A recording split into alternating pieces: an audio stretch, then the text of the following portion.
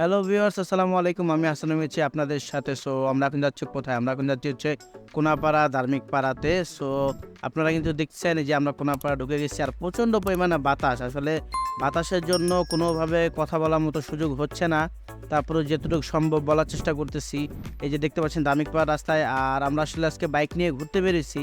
তো বেসিক্যালি ভাবছিলাম হয়তো বৃষ্টিতে তেমন কেউ আসলে থাকবে না বা ওরকম লোকজন হবে না ধার্মিক পাড়াতে, কিন্তু আসলে ঢোকার পরে দেখলাম প্রচণ্ড মানুষ, সবাই বাইক নিয়ে ঘুরতে আসছে, প্লাস হচ্ছে কেউ ফুটবল খেলতে আসছে, কেউ ঘুরতেও আসছে। ঠিক আছে, মানে এত পরিমাণে মানুষ, প্রচণ্ড পরিমাণে বাতাসের কারণে এই যে একটা ভাই আসলে দাঁড়ায় আছে পরিবিগায় নিয়ে, মানে এত পরিমাণে বাতাস। আমি যদি একটু বাইকে দেখে, ভাই মানে রাইডই করতে পারতেছে না বাইক, এত পরিমাণে বাতাস।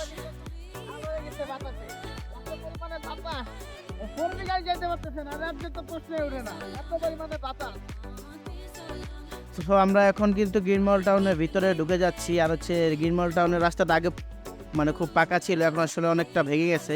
আর এই জায়গায় জায়গায় পানি জমে আছে। আমরা এখন একটু ভিতরের দিকে যাব। তো এই যে দেখতে পাচ্ছেন আপনারা প্রচণ্ড কাদা পানি, আর হচ্ছে মানে বাতাসে, মানে ওই দিন ভাই খুব মজা লাগছে, খুব ভালো লাগছে, কিন্তু বাতাসের জন্য অনেকগুলো ভিডিও আসলে আমাদের মিস হয়ে গেছে। তারপর আমরা একটু দেখানোর চেষ্টা করতেছি, কারণ এত পরিমাণে বৃষ্টি, মানে আসলে ক্যামেরা ধরে রাখার মতো কোনো অপশন নাই।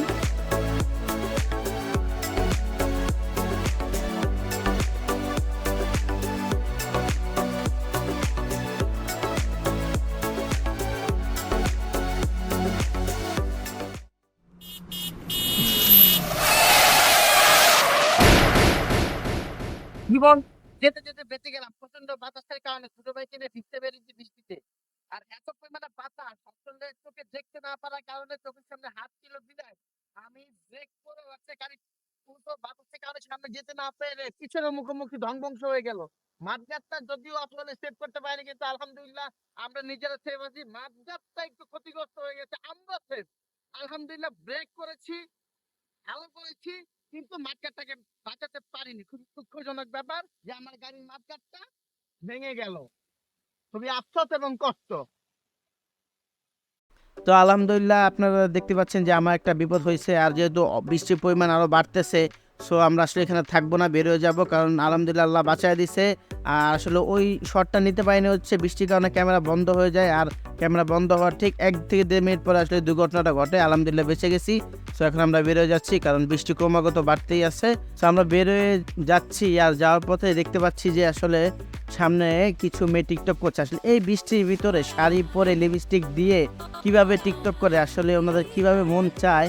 ঘুরতে আসাটা ঠিক আছে একটা বিষয়, কিন্তু টিকটক করার মতো পরিস্থিতি কিভাবে হয় আল্লাহ পাক ভালো জানে।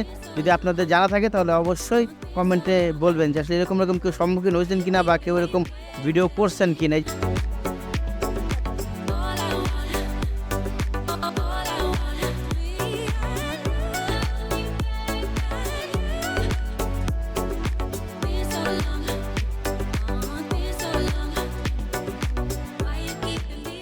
বাতাসের কারণে আসলে চালাতে পারছি না, কথা বলতে পারতেছি না। অবশ্যই যদি ভিডিওটি ভালো লাগে, যারা ইউটিউব থেকে দেখবেন অবশ্যই সাবস্ক্রাইব করতে ভুলবেন না। আর যারা ফেসবুক থেকে দেখবেন তারা অবশ্যই লাইক এবং কমেন্ট শেয়ার করতে ভুলবেন না। কে কে এরকম বাতাস সম্মুখীন হয়েছে অবশ্যই কমেন্টে জানাবেন। আর আপনাদের একটি লাইক শেয়ার আমার চ্যানেলটাকে অনেক বড় হতে সাহায্য করবে। ভালো থাকবেন। আসসালামু আলাইকুম।